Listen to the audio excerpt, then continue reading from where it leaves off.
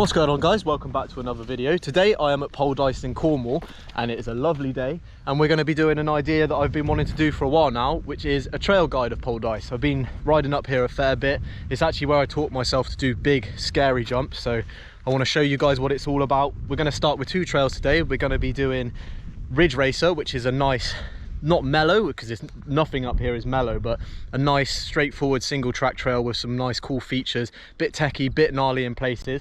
And then we're going to be looking at Fine Line, which is right here in front of us. But it's going to be awesome. I'm really excited about this because I love Poldice. It's one of my favorite spots in the country. Let's get down to it. Let's see what the trails are all about. Let's go. So dropping in on Ridgeracer, you start at the very top next to this mine shaft, which goes down super far. I think it's something like 5 miles maybe, I don't know, don't take my word for that. But you drop in and you're coming down. You can either start at the top of Fine Line with the doubles that we'll have a look at in a bit. Today we're doing Ridgeracer and Fine Line, so you can start on these gaps here, but if you don't feel comfortable with them, there's always the sideline. This is new since I last rode here, which is pretty cool. Gives you a nice little kick, then you can go down the side. And we'll have a look at what's next, because there's 3 options. You can go a nice sizable jump, a smaller jump, or no jump at all. So let's go have a look. You can either do those jumps and then come off here and hit this nice sized gap over the shrubs, or you can either come down the side, miss them, and you can come through here and hit a smaller jump, or you can miss it out completely and just go through here, probably avoid the puddle, try and pop a manny over it or something. But I mean, for the sake of getting wet, you may as well just pop off this one, but it's all down to your skill level and what you want to do. Once you've either gone over the gap we've just looked at or taken the sideline, you come round to these really nice small tables. They're nice and long but super mellow, so you know you're not going to get bucked over the bars or anything. There's 2 of these, and it's quite good because if you come in super fast with lots of pedaling, you can actually almost land these to flat and you have to racer them, which is really cool. It makes it feel like you're absolutely flying when you're going for it. And then it progresses on down. These jumps are really good for developing jumping skills as well, because obviously no big lips, no big takeoffs, nothing too sheer. You can just land flat on them. This is actually where my girlfriend Zoe learnt to jump. She taught herself how to do gaps, so I'll put a little clip in. Won't be the best quality because it is a slow-mo shot on my phone, but this can be a really fun trail for just building up confidence on your bike, trying to get to grips with jumping and going fast, loose stuff. Really cool. So now we're going to continue down the trail and check out all the other features and see what it's all about. Then you come flying off these tables we've looked at over this nice little kicker, or you can go around it. Of course, on this trail you can go around a lot of the features, but these are really nice because you just ping off them. There's no sketchy landings. And then into this awesome corner, you come around this super sick corner which you hold a lot of speed, and I've actually once gone flying off the edge because it was windy and I didn't brake enough. It's quite hard to judge it, especially if you're stepping down off this one that we just looked at, because you almost have to cut in really tight to make it round, otherwise you just go, the trajectory's wrong. But I always try to pop a manual on this and it brings me round. And then you've got these 2 super nice little table kicker things, which are quite fun. They're nothing challenging, just really good fun to, especially if you're practicing. This trail's great because you can drop in at the top and you know you can do all the jumps. There's nothing apart from the one that we're going to look at further down there. You can do all the jumps. They're not massively scary like a lot of the other ones up here we'll eventually look at, especially on Fine Line that we're going to take a look at in a minute. But it's just such an awesome trail, especially if you're a beginner. Sun's shining, it's a beautiful day. Let's go further down and see what we've got. You've got the top section out the way, the fast single track with the jumps, and you actually have 2 options. I'm not sure what this trail is, but I'll cover it in another video. But it goes straight on through there, very similar to the top section. But we are on Ridgeracer now, so we go down this way, and this is where it really starts to hot up, I think, in my opinion. It's where it gets a lot more technical. So if you're shying away from the technical stuff, obviously just walk it and have a look. But top line, really good for going fast, little techie corners and stuff. So come off this and it's a nice drop. This is really nice because you can just roll it. You can roll straight off it, or if you want to, you come in Mach 10 absolutely flying and just pop and land. You can land really far down the bottom, and it just goes down into another jump, which is not a big gap, but it's a sizable gap. But it has a line you can go around it, so we'll go have a look at that. And it also goes into one of my favorite corners up here, so we'll go check it out. We're getting closer to the bottom. You come over the drop we just had a look at, jump this jump, which is called the coffin jump, which is quite concerning. I don't know why it's called that. It's good fun. There's also a line around it. So now, come over the coffin jump and you start getting into really loose territory here, because so many bits of rock, massive bits of rock as well. I actually dented my frame on one of the rocks on this corner.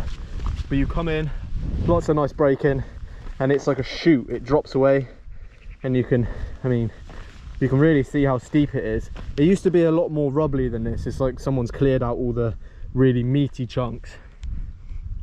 But this is 100% my favourite corner at the whole of Poldice. It's lush how you come round, and it's like a little S-bend switchback.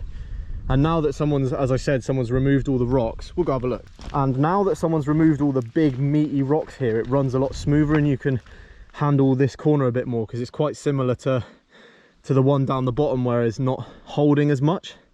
So you really have to get your braking right into it, and then it's pedal down into the next section. And there's a small jump which we'll go have a look at now. But look how cool this corner is. You can really like almost ride it as a berm, but your bars are so close to the edge. It's quite sketchy first time you hit it, but it's so smooth. You just drag your brakes if you want to, or you can really open it up. I do a lot of my braking before the corner, then come down through and then do a little bit of braking as I come into the berm, and then pedal, pedal, pedal. But you've got to be in an easiest gear, because that can be a killer trying to pedal out of that. And then once you've conquered that nice gully corner, you come round and it's past the puddle, on the pedals all the way through here. Nice little kicker. You can really build up some speed that you might have lost from that corner, all the way through here, powering through. This is a really good bit because it's flat out, but doesn't come without a warning, because come through here and then you can really see where it starts to get steep, and you're pretty much just riding along a cliff or a ridge. So you come flying through here, nice little kicker.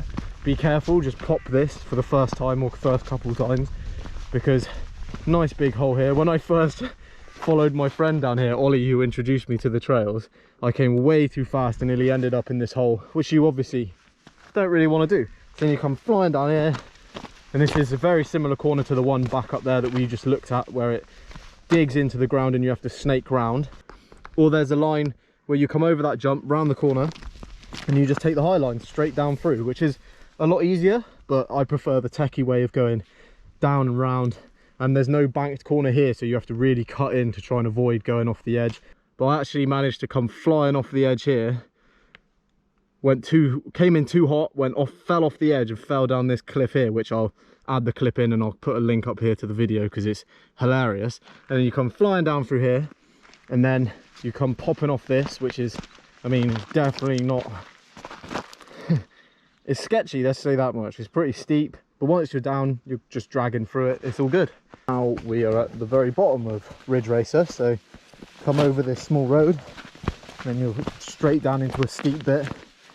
This could catch people off guard quite easily, because you're coming down. You could definitely roll it, but not over this side. I don't think you'd want to risk. Whoa, see, sketchy. So you can see how much of a cutaway there is here. Really hard to do perspective with the GoPro, but if you're going to do this and you're not comfortable with going off drops, always have a look at it first, judge it out for yourself, but just go down the middle. There's a nice little step you can take down there. So once you're past that super steep bit up there, you just come down through here, nice little drop, and then you're out to finish. Such a nice trail. I love this trail. It's so fast, it's so techie, nothing crazy. Those little gully bits are so sick as well. But let's just go do a nice full GoPro run now from top to bottom, see what it's all about. So now that we've had a nice in-depth look at Ridgeracer, gonna do a nice full-on lap. As I said here, you can either go to the right or the left. I'm gonna hit the jumps on the left just because I like them so much. And then you got the options here. I'm gonna go for the bigger jump, but there's a smaller one to the right, and then no jump at all. Got these nice tables that you can actually really race a little step down around the corner, pop a manual, pop.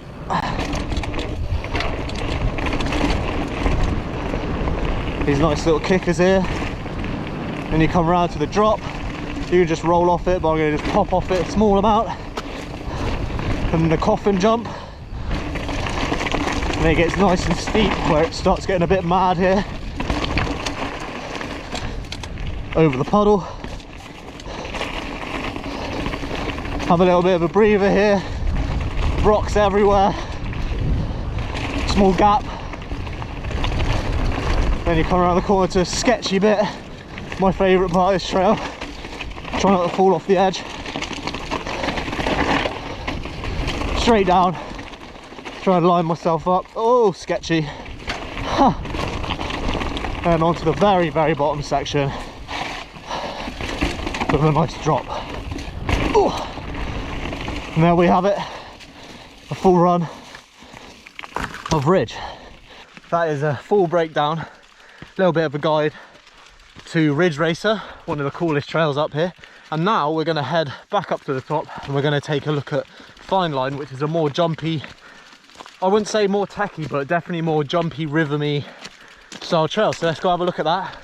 Catch you at the top. I'm currently on Fine Line looking at the first jumps. So we got this nice small double, really nice case pad. So if you're going from jumping tables, this is a really good one to practice on.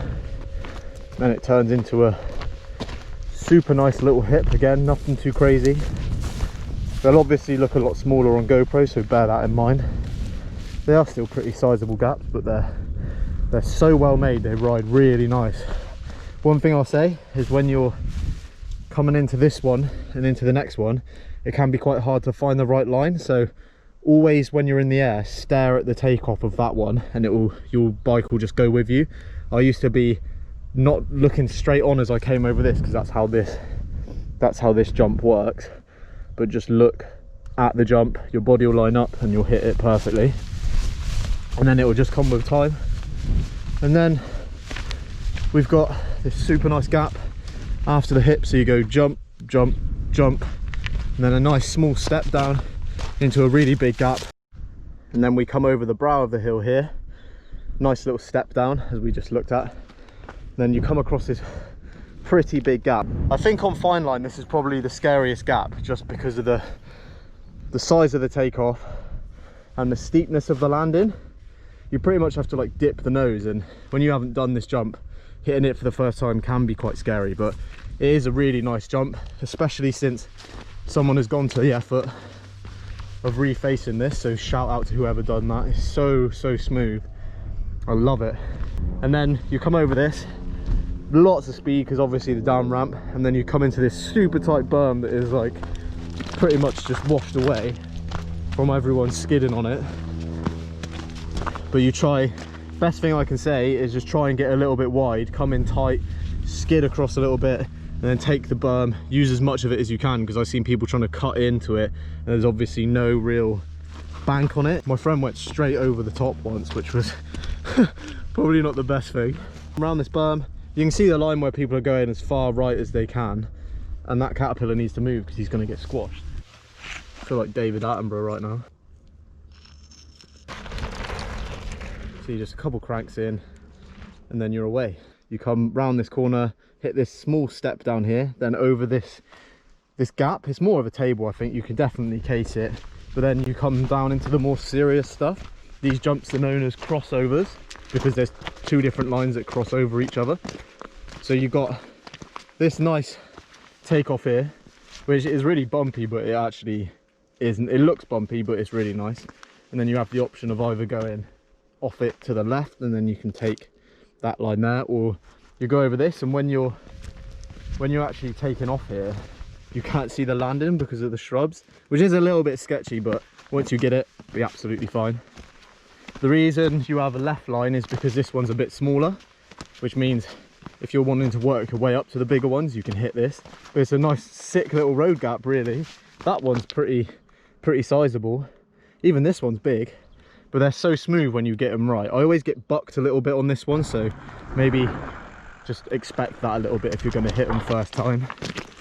And then we'll take the high line up here into this nice big gap.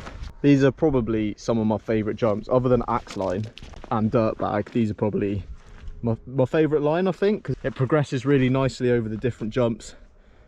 and it doesn't take a lot of skill. I mean, I used to be terrified of judging the speed for these, especially that, because you can't see the landing. But if you can clear this one, then it's so easy to just move over to the bigger ones. Kicks you quite nicely. Then you go over that little mound into the berm and then down into the bottom of Down to Brown Trail. We'll go have a look at that now. So then you come out of the crossover jumps that we just looked at. Over there's a little double there, little gap, then a small drop, then it goes, you come through here pretty fast, especially if you come off Dirtbag, which is the bigger jump up there, which isn't part of this trail, but they all come down to this. So then you hit this wedge here, which brings you down into a nice little step down to set you up for this sick table, which is known as the jungle jump, because it goes between two trees, I presume. And then you're finished. You just go all the way down there. Super sick bit of trail this though. This would be a really good table to practice going big on, because you can obviously case on it. I love this jump. Sessioned it many a time. There used to be, this was grown up a lot more, these bushes, and you could come really far off the right here and whip out and basically like chop these bushes down. Full lap of fine line now. Dropping in, you got this nice little down ramp, give you a bit of speed. First double and a little hip. These are riding so nice today. Nice little gap into a loose berm. Nice little step down, manual to puddle. Into crossovers, woo! Bit nose heavy there, always look left to see if someone's coming over Dirtbag. Down into the bottom of Down to Brown, or pin it as some people call it.